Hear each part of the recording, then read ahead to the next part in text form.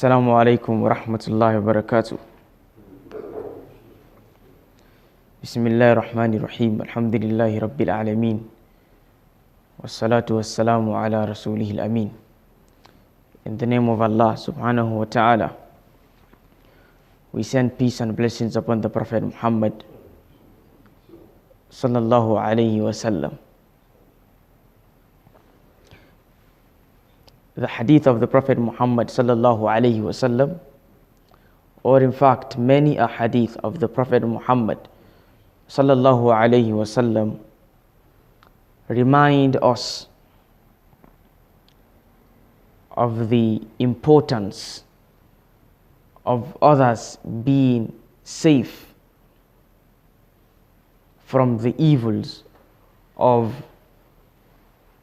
our organs, or most especially the evil or evils of our tongues and hands. And I believe this hadith, a lot of us know about the hadith of the Prophet Muhammad sallallahu alayhi wasallam, that is talking about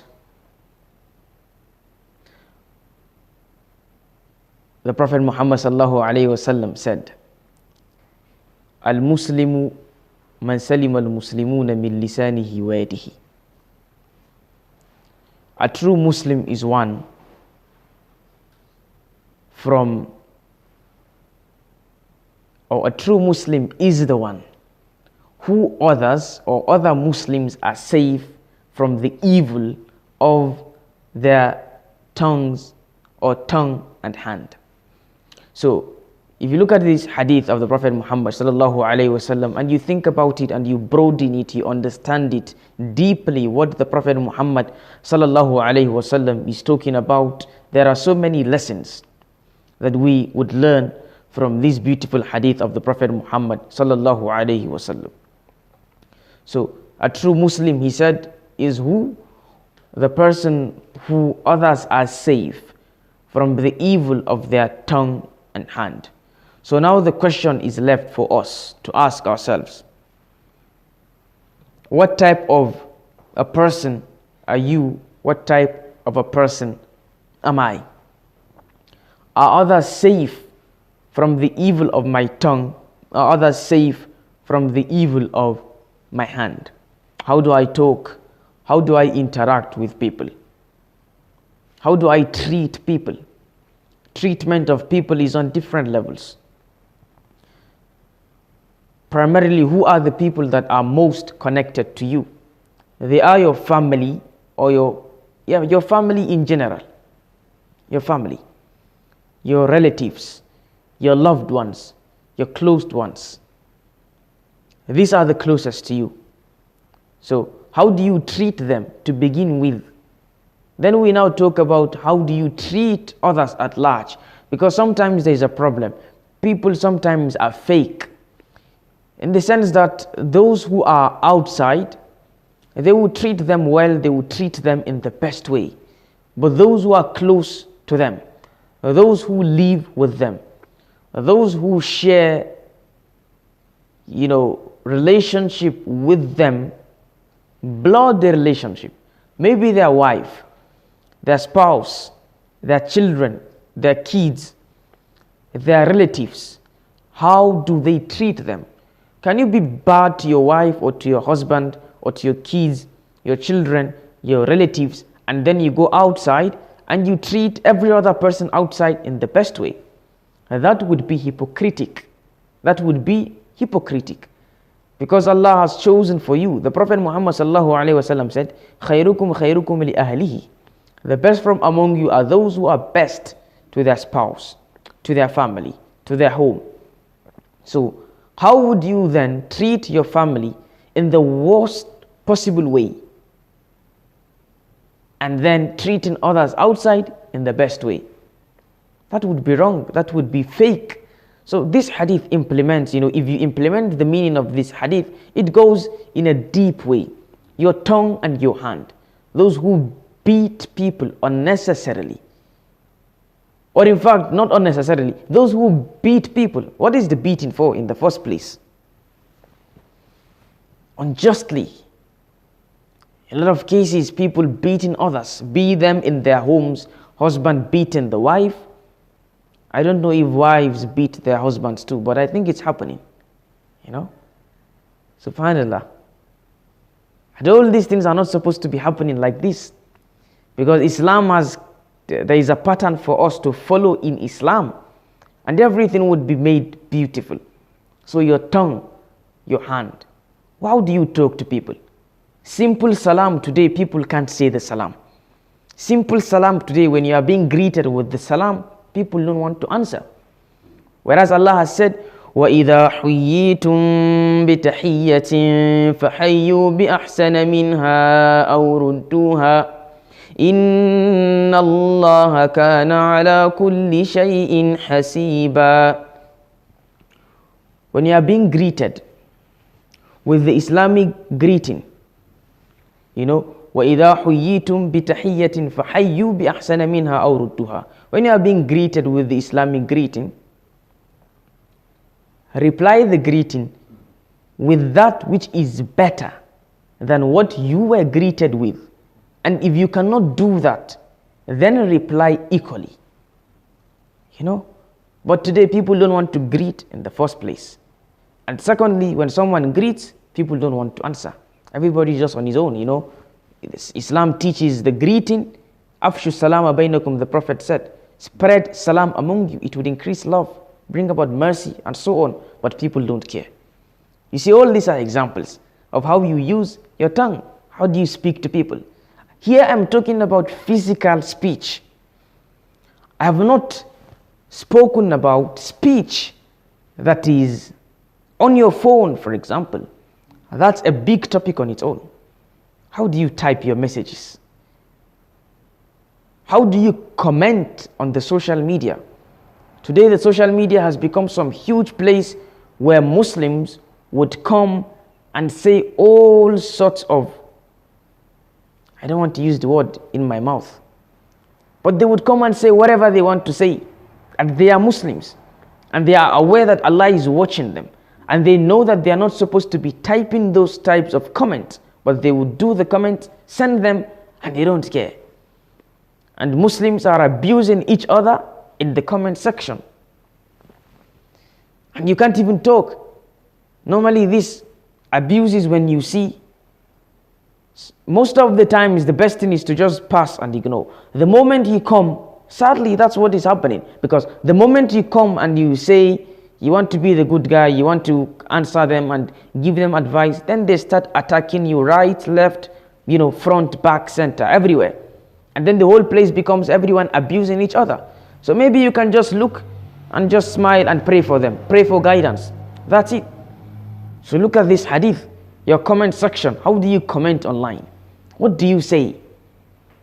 And people judge others. Someone posts something, you don't even know what the rationale is behind the post, the reason and so on. You just see something and you judge and you throw your comment, and that's it.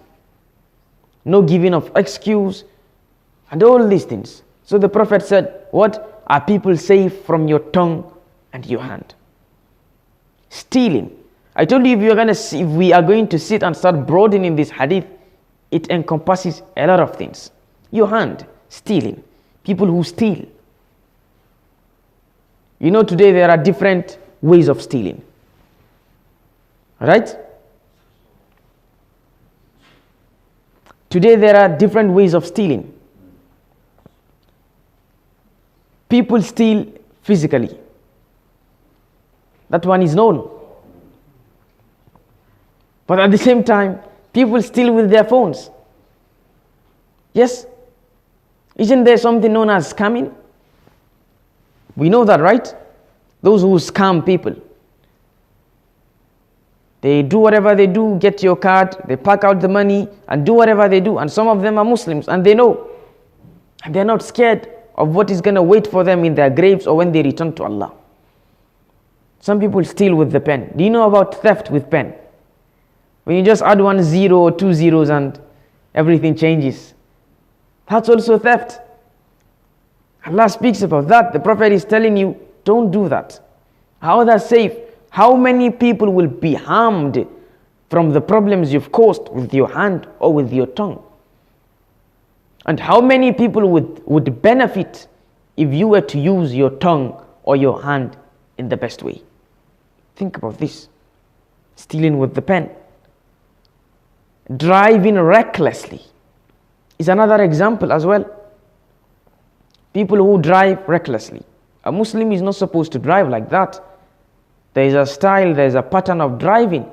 Drive correctly as a Muslim. That's also very important. Others safe. Just like that, you come and you hit somebody and he's dead because you refused to obey the traffic rules and you drove beyond the speed limit and you killed someone. Whereas you were told, don't exceed this, don't exceed that, but you didn't care and you drove. Now someone is killed and you just killed someone. All these things are very important things that we as Muslims are supposed to be taking note of and to be making sure that we live our lives in the best way. Rules and principles have been set. The Prophet Muhammad sallallahu alaihi wasallam has taught us a lot of things that if we were to follow, we would live our lives in the best way. I always say, when you see a Muslim, he should be someone that you would just be inspired by how they are and who they are, just from the dressing, just from the way they are speaking, just from the way they are talking, and so on. But today, sadly, it's sad. You see a Muslim and you're even doubting, is that guy a Muslim or not? How he is dressed, the way he's talking, his hairstyle, his dressing, his walking style, everything. And as the Prophet has taught us a lot of things.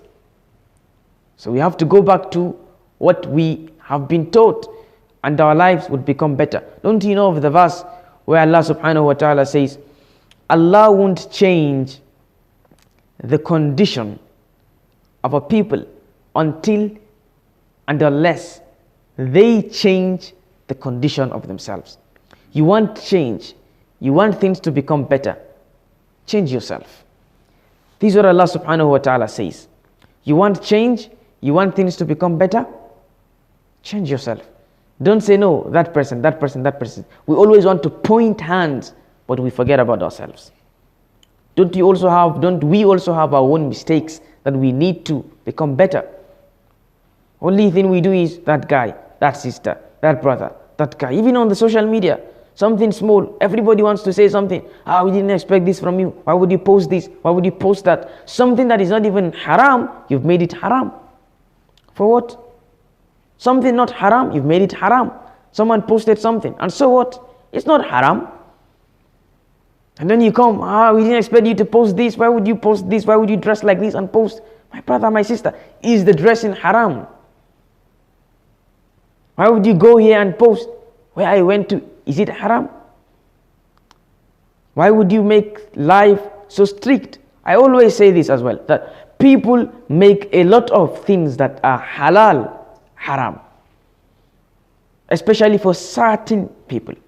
And then things that are haram, they make it halal for certain people as well. Scholars, for example, those in the field of knowledge, Islam, a lot of things, haram, don't go there, don't do that because he's a scholar. Somebody who's not a scholar, you don't even care. Whereas what that scholar did was not even haram in the first place. But all of you guys are there shouting, why would he go there? Why would he snap a picture there? Why would he do that? It's not haram, come on. Where are the other guys who are doing haram all day? You didn't see them, right? All the good he has done, you didn't see. Subhanallah. So we ask Allah subhanahu wa ta'ala to guide us. This is the hadith of the Prophet Muhammad sallallahu alayhi wa sallam. He's asked, Ayyul Muslimina afdal? Or Ayyul Islami afdal? Qala man salima al-muslimuna min lisanihi wa yadihi. That's exactly what I said. Those who are safe, people be safe as Muslims. Muslims are safe from your tongue and your hand. Think about anything you can use your hand for. Think about anything you can use your tongue for. And use it the best way. Think about anything if you were to use your tongue or your hand for, people would be, what word should I use? People would be harmed, for example. Yes. Then don't do it. Now then think about anything you can use your tongue or your hand for that people would benefit from. Do it by all means. Another example is sadaqah jariyah. What do you use? You can use your hand for that as well. Sadaqah jariyah is another example, right? Sadaqah. Yes, don't harm people. Just do good with your organs. Your whole organs, Allah has told us in the Quran that they would bear witness for us or against us on the day of judgment. Wherever you used your organs for, they would speak and tell what you did. So why not use them in the best way? Use them in the best way. There are so many things. You can never do all the good in this life, but you can do so many good. Think of the smallest of things. And one thing is never ever belittle good. You might think this good is too small, but in the eyes of Allah, it was huge. And that could have been your reason of entry into Jannah. You don't even know. But you belittled the good. So don't see any good as small. Just do it. With the right intention, it will take you somewhere. You would achieve a lot of reward. You would go far. But if you belittle and think, I have to do something very, very big before I can gain a reward or before Allah would be pleased with me or something, that's not it. It matters at times, yes, but the intention is the most important thing.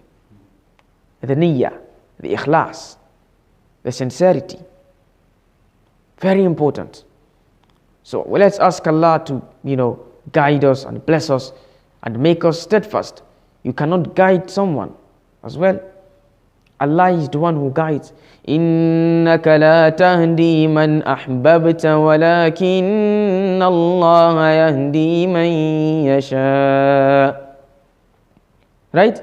Allah subhanahu wa ta'ala says to the Prophet Muhammad sallallahu alaihi wasallam, you cannot guide whomsoever you wish. Allah is the one who guides. وَهُوَ أَعْلَمُ بِالْمُهْتَدِينَ. And He knows best those who are rightly guided. Which surah is that? Suratul Qasas. Right? Allah subhanahu wa ta'ala says, and Surah Al-Nahl as well, Allah says, call to the way of your Lord with hikmah and wisdom, and so on. A lot of verses in the Quran. We ask Allah subhanahu wa ta'ala to guide us, strengthen us, and grant us an understanding, make us better Muslims, and open our doors of goodness in this world as well as the next. بارك الله فيكم وأقول قولي هذا وصلى الله وسلم وبارك على نبينا محمد سبحانك اللهم ربنا وبحمدك أشهد أن لا إله إلا أنت أستغفرك وأتوب إليك والسلام عليكم ورحمة الله وبركاته.